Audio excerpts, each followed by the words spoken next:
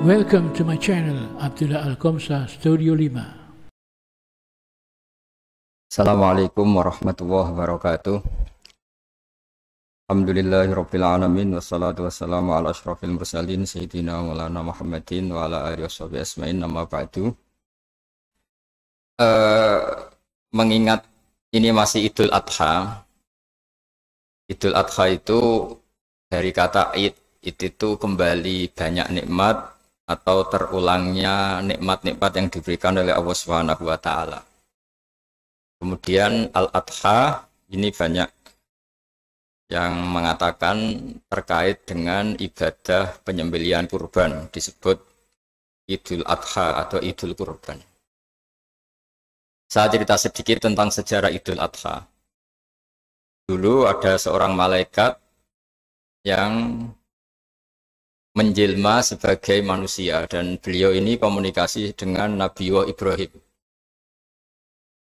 Sebelum saya cerita jauh, saya katakan juga saya ingatkan lagi bahwa cara berpikir kita sebagai mukmin itu harus berpikir awal al-khilqah. Awal kita dijadikan oleh Allah Ta'ala, yaitu Nabi Adam materinya dari tanah, nyatanya bisa jadi Nabi Adam. Kita dari sperma, nyatanya bisa jadi manusia dengan konstruksi yang sempurna. Dengan cara seperti ini nanti bayangkan kekuasaan Allah yang tidak terbatas menjadi mudah.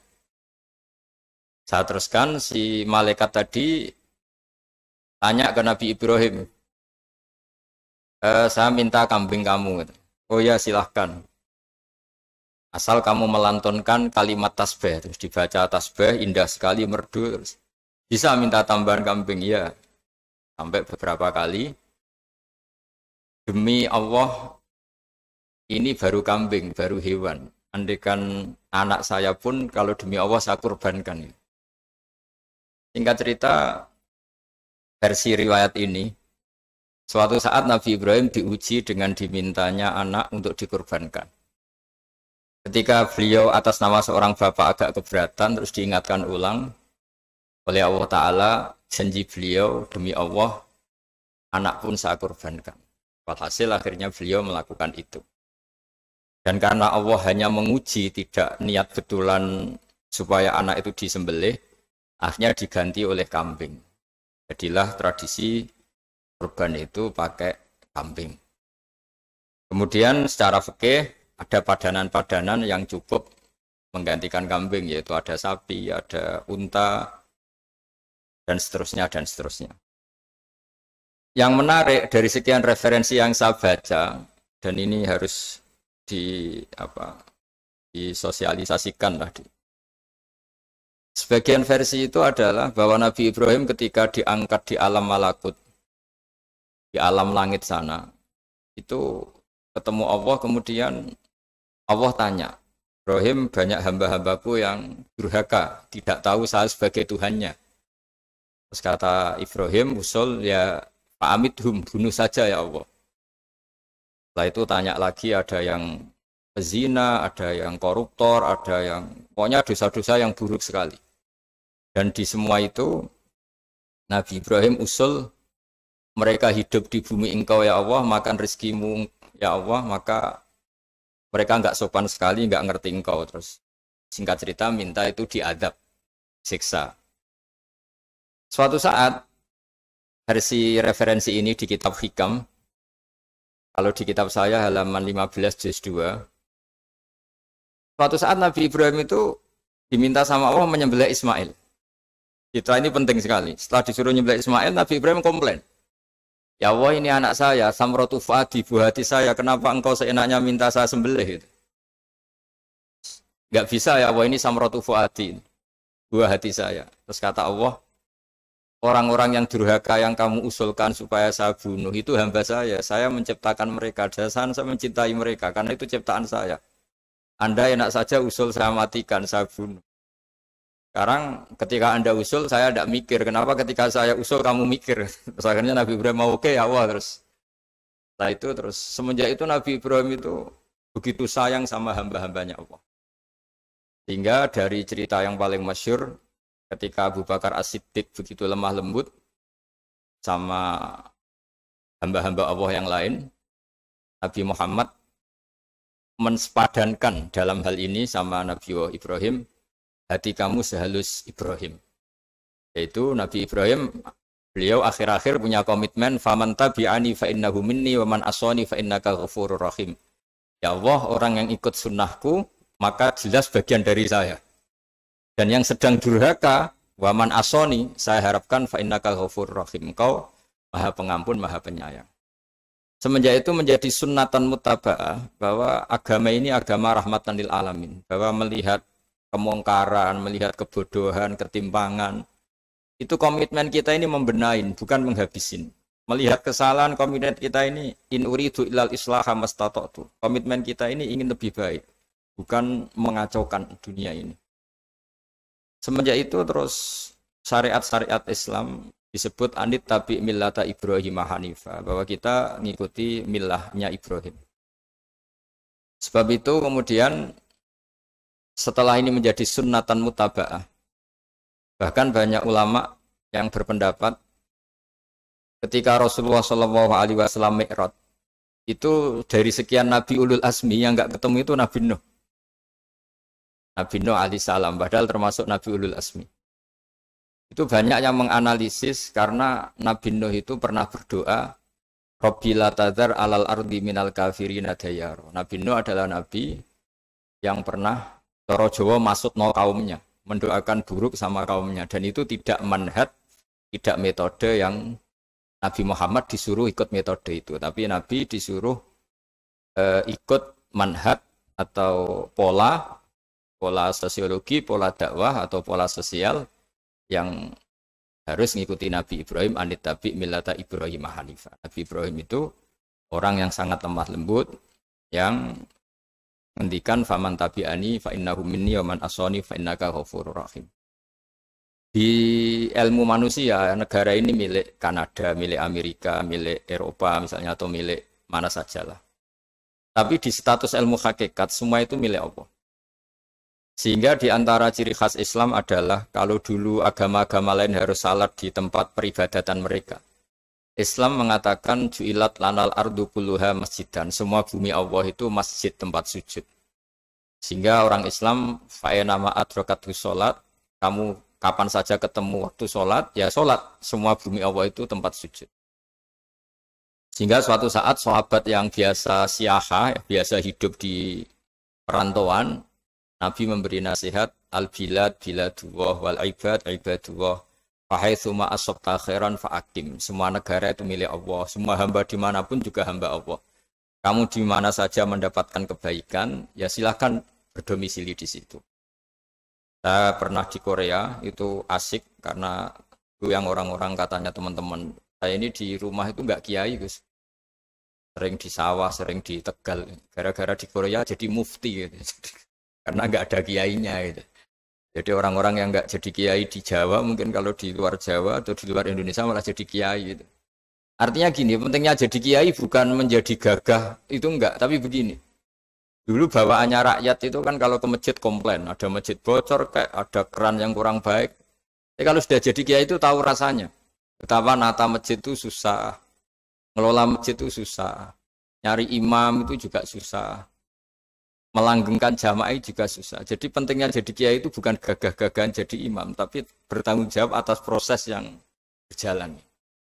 Jika dulu di antara nasihat bapak saya, bapak itu termasuk orang yang nggak suka sama orang tawadhu, orang yang sopan. Dulu saya juga iskal itu janggal. Kata bapak, wong tawadhu itu apik, orang sopan itu baik. Tapi biasanya itu cara orang menghindari tanggung jawab. Disuruh jadi kiai nggak mau, tapi kalau ada kiai salah komplain itu. Disuruh jadi menteri nggak mau, kalau ada menteri salah komplain itu. Disuruh jadi apa nggak mau, kesannya tawaduk, tapi sebenarnya hanya menghindari tanggung jawab. Disuruh pidato nggak mau, disuruh jadi MC nggak mau, tapi kalau ada orang salah komplain itu. Jika kata bapak tawaduk itu baik, asal tawaduk betul itu. Tapi kebanyakan nggak, tawaduk itu menghindari tanggung jawab sambil cari salahnya orang lain. Nah ini yang tawaduk yang akhirnya kurang baik. Nah, teruskan. Jadi Nabi Ibrahim ini panutan yang luar biasa. Beliau adalah orang yang alami sekian proses sosial yang akhirnya diakui sebagai Khalilur Rahman, orang yang sangat dicintai Allah Ta'ala. Di antara sebab dicintainya Nabi Ibrahim adalah seperti yang dialami Nabi Adam. Nabi Adam ketika turun di bumi, itu keresahan pertama itu bukan karena kurang makanan atau kurang minuman, itu enggak. Beliau turun di bumi, mendapati bangsa yang lain, kalau dalam kitab disebut Banul Jan. Itu dia janggalnya, Masya Allah. Ini orang makhluk-makhluk ini kok tidak kenal sama Allah yang menciptakannya. Itu kan aneh. Kita hidup di kampung, nggak ngerti lurahnya siapa aja aneh. Ini hidup di buminya Allah kok tidak tahu Allah itu siapa. Nggak pernah menyebut Allah. Padahal harusnya yang paling dikenal pertama itu ya zat yang menciptakan kita, menciptakan langit bumi dan sebagainya. Sehingga beliau itu gerutu itu komplain. Ya Allah, ini nggak fair dunia ini. Engkau yang menciptakan, engkau yang memberi rezeki, kemudian mereka tidak kenal engkau. Ini kata Nabi Adam alaihissalam. Barokahnya komplain itu, jadi komplain itu yang diridhoi Allah juga banyak. Akhirnya Allah meridhoi Nabi Adam, dosa-dosanya, salahnya itu diampuni. Ya ukuran seorang Nabi, beliau dianggap salah itu diampuni. Karena keresahan beliau itu takut Allah nggak dikenal. Nah, masjid yang di Kanada, di Montreal, juga ketakutan kita ini jangan sampai orang Islam tidak punya tempat ibadah. Meskipun setelah punya tempat ibadah, ketakutan kita jangan-jangan ibadahnya tidak sesuai sunnah Rasul. Setelah sesuai sunnah Rasul, kita takut lagi. Jangan-jangan memaksa sesuai tapi karena ingin benar. Dan setelah ingin benar, takutnya secara tasawuf ngimani kebenaran itu. Bukan ngimani rahmatnya Allah, tapi ngimani kebenaran itu. Akhirnya jadi ujub. Ujub itu bangga amal diterima karena kebaikannya, bukan karena fadlnya Allah, karena anugerah. Nah, ketakutan-ketakutan ini khas orang soleh. Orang soleh itu kalau nggak sholat takut. Setelah sholat takut nggak sesuai syarat rukun. Setelah sesuai semua takut iktimat alal amal. Membanggakan kebenaran. Tapi bukan membanggakan luasnya rahmatnya Allah Ta'ala. Sehingga di luar ilmu fikih ada ilmu namanya ilmu tasawuf. Ilmu yang mengelola hati.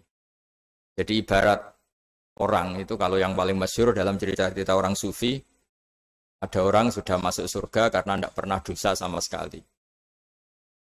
Ini cerita-cerita yang melegenda di dunia tasawuf. Tanya Allah, kenapa kamu masuk surga? Karena saya taat terus ya Allah, nggak pernah maksiat sama engkau. Berapa lama kamu hidup di dunia? 80 tahun. Ya sudah, karena taat kamu 80 tahun, ya surga kamu 80 tahun. Ya komplain, ya Allah katanya surga selamanya. Kenapa ini hanya 80 tahun? Yang selamanya itu rahmat saya. Kalau amal kamu kan terbatas 80 tahun, maka balasannya hanya 80 tahun. Nah, semenjak itu beliau sadar, oh ya Allah, masuk surga itu fadlmu, anugerahmu, amal saya tidak ada bandingannya dengan surgamu.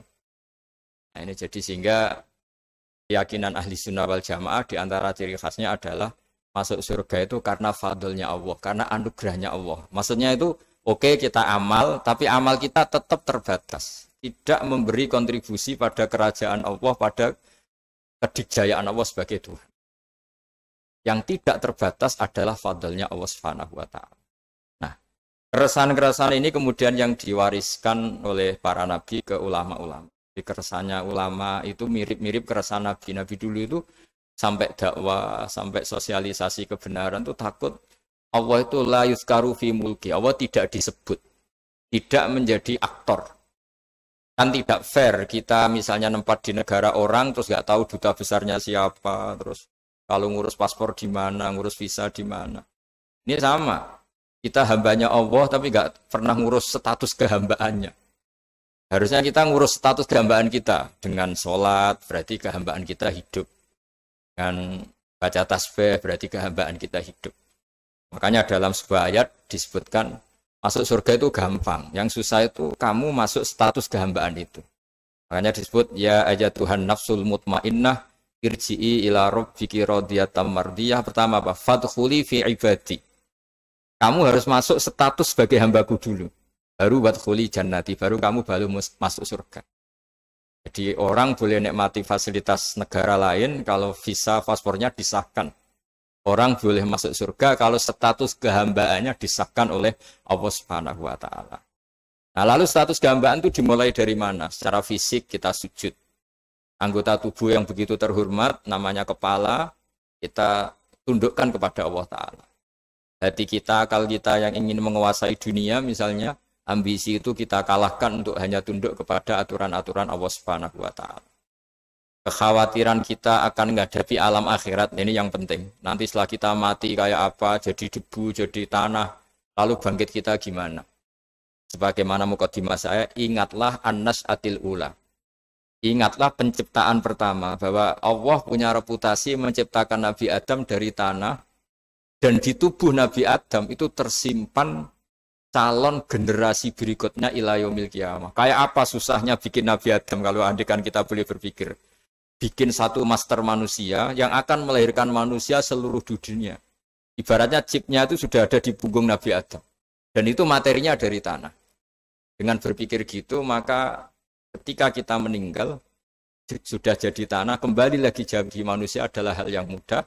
Karena Allah punya reputasi menciptakan manusia super, yaitu Nabi Adam dari tanah. Jika setiap kali kita iskal janggal terhadap kekuasaan Allah, kata Allah Ta'ala, Qul yuhihal ladzi ansha'aha awwala marrah. Kalau kamu janggal terhadap kemampuan saya, kemampuan kami menghidupkan tulang belulang yang sudah rapuh, sudah hancur, maka ingatlah reputasi saya, kata Allah, reputasi kami menciptakan Adam dari tanah. Para nabi itu saking imannya sama Allah, itu tidak ada, sampai kasarnya itu nggak tahu bedanya antara hal itu masuk akal maupun tidak. Saya beri contoh begini, kalau dalam ilmu tauhid, dan ini harus kita latih terus sampai ketemu Allah Ta'ala. Ketika telur jadi ayam, itu sebetulnya itu kita juga tidak ikut mampu bikin telur jadi ayam. Tapi berhubung sering terjadi, kita bilang telur jadi ayam itu mungkin. Mungkin itu ya mungkin sering terjadi. Padahal sering terjadi ini juga tidak yang jenis kita ikut berkontribusi. Lalu ketika sering terjadi ini kita bilang itu mungkin. Padahal saat kita bilang mungkin, juga hakikatnya kita tidak ikut menciptakan telur menjadi ayam. Lalu karena seringnya telur jadi ayam, kita bilang telur jadi ayam itu mungkin. Mungkin itu nggak muhal. Begitu juga bebijian, nanti jadi pohon besar yang rindang, yang berbuah, kita katakan mungkin. Kenapa kita katakan mungkin? Karena itu sering terjadi. Toh kita pun tidak ikut menciptakan biji jadi pohon besar, telur jadi ayam. Artinya apa? Zaman sesuatu itu sering terjadi, kita pun sebetulnya tidak pernah ikut menciptakan. Hanya menyaksikan sering, terus kita bilang itu mungkin. Tapi kita tidak memberi kontribusi sama sekali. Semua itu karena kudrohnya Allah, kemampuan Allah. Lalu ketika ada orang yang bilang batu ini bisa melahirkan unta, kita bilang muhal, batu itu tidak mungkin melahirkan unta. Tapi kalau seorang nabi itu nggak tahu bedanya antara batu melahirkan unta dengan indukan unta melahirkan unta. Karena nabi-nabi itu makomnya sudah sangat tinggi. Ketika unta induk melahirkan unta juga tidak atas kemampuan unta induk. Unta induk tidak punya kemampuan menciptakan unta. Juga karena kudrohnya Allah Ta'ala. Sehingga kalau batu mengeluarkan unta juga mungkin kalau Allah menghendaki. Hingga ketika Nabi Soleh diminta kaumnya, apa bukti engkau Nabi? Tunjukkan ayat kalau engkau Nabi. Yang kamu minta apa? Seekor unta keluar dari batu besar ini. Nabi Soleh dengan entengnya berdoa sama Allah dan keluarlah unta keluar dari batu. Nah itu makom yang paling tinggi. Makom paling tinggi itu kita mendudukkan Allah sebagai zat yang tidak terbatas kudrohnya. Sehingga para nabi itu terus punya mukjizat. Nah, mukjizat itu untuk mengingatkan ulang bahwa Allah itu tidak terbatas kemampuannya. Bagaimana unta keluar dari batu besar zaman Nabi Soleh, zaman Nabi Muhammad air keluar dari jemarinya Rasulullah SAW, Nabi Ibrahim dibakar tidak mempan, tetap sehat, tetap bugar. Karena semua ini sebagai bukti bahwa kudrohnya Allah tidak terbatas. Iman-iman seperti ini harus kita jaga. Apapun rasionalitas kita, dan meskipun kita selalu rasional, tetap menyisakan iman bahwa kudroh Allah itu tidak terbatas. Sehingga ketika ada cerita kematian orang soleh itu ditangisi langit dan bumi, kita tidak usah iskal, tidak usah janggal. Masa bumi bisa menangis? Karena kita yang sekarang bisa nangis adalah materinya dari tanah. Materinya dari bumi. Terus iman ini kita jaga sehingga kalau kita yasinan, masih ingat, Allah kalau mengingatkan kudrohnya yang tidak terbatas, manusia disuruh ingat, Qul yuhyihal ladzi ansha'aha awwala marrah. Kamu harus ingat bahwa Allah itu yang menghidupkan kamu, menghidupkan semuanya ketika kamu belum menjadi seperti ini. Jadi intinya itu kita ingat meskipun telur itu lazim jadi ayam, tetap tidak karena kudrohnya ayam itu, tapi karena kudrohnya Allah. Indukan unta melahirkan anak unta juga bukan kemampuan indukan unta, karena ini juga makhluk yang lemah, tapi juga kemampuan Allah Subhanahu wa Ta'ala. Jika dengan demikian kita termasuk hamba Allah sesuai target yang diingatkan Allah. Falamma tabayyana lahu qala a'lamu annallaha ala kulli syai'in qadir. Hamba Allah yang baik adalah hamba ketika menyaksikan fenomena apapun, semua itu li ta'lamu annallaha ala kulli syai'in qadir wa annallaha qad ahata bi kulli syai'in ilma. Apapun di alam raya ini, semuanya itu bukti bahwa Allah ala kulli syai'in qadir, Allah kuasa dan Allah meliputi semua makhluknya dalam pandangannya, dalam pantauannya. Harus ingat status hakikat bahwa al-bilad biladullah wal ibad ibadullah fa haitsu ma asabta khairan fa'aqim. Negara hakikatnya milik Allah, semua hamba juga milik Allah. Di mana saja kamu berada dan menemukan kebaikan, silahkan hidup di situ. Tentu dengan sosialisasi yang baik, baik dengan non-muslim maupun dengan muslim, karena Allah mengajarkan wa qulu linnasi husna. Ajaran Islam adalah rahmatan lil alamin, rahmat bagi semua. Tentu tidak henti-hentinya kita menjelaskan kebenaran yang diinginkan oleh Allah Subhanahu wa Ta'ala. Saya kira demikian. Tapi saya mohon ayat-ayat Quran yang saya terangkan tadi bahwa untuk mensifati Allah kudrohnya tidak terbatas. Ingatlah bahwa kita yang secerdas ini, yang sehebat ini, kita semua manusia yang cerdas begini, matanya bisa melihat, hatinya bisa merenung, otaknya bisa berpikir cerdas. Itu dari materi tanah. Dan Allah mampu. Allah bisa bikin orang miliatan gini dari satu orang manusia namanya Nabi Adam. Kayak apa susahnya bikin konstruksi Nabi Adam kalau boleh dibahasakan. Dan itu Allah punya reputasi mampu. Dengan cara seperti itu kita akan gampang iman bahwa kita setelah meninggal dan menjadi tanah, ya sama seperti kita masih hidup. Zaman kita hidup ya tidak tahu cara kerja jantung kita, nafas kita, uratnya gimana, terus sistem tubuh. Meskipun ilmu medis ngerti mengurai itu, tapi tetap saja yang ngerti, tidak menciptakan. Yang menggerakkan jantung, organ tubuh kita tetap Allah Subhanahu wa Ta'ala. Dia yang Al-Fa'idul Mukhtar, dia yang semuanya mengendalikan kita. Artinya zaman kita hidup pun sebenarnya kita yang tidak mengendalikan kita. Nafas kita ya dalam kendali Allah, ikhtiar kita dalam kendali Allah. Sama setelah kita mati juga dalam kendali Allah. Ya guru-guru kita semuanya melatih inna sholati wa nusuki wa mahyaya wa mamati lillahi rabbil alamin. Hakikat ibadah kita, hakikat hidup kita, hakikat mati kita, semuanya tidak dalam kendali kita. Semua itu dalam kendali Allah Ta'ala. Dengan demikian terus kita insya Allah ingin jadi hambanya dulu. Baru setelah jadi hambanya, baru sah menjadi ahli penghuni surganya. Wadkhuli fi ibadi, baru wadkhuli jannati. Masuklah berstatus sebagai hambaku, baru engkau, kalian semua layak menjadi penghuni surgaku. Mohon maaf atas semua kesalahan. Billahi taufik. Wassalamualaikum warahmatullahi wabarakatuh.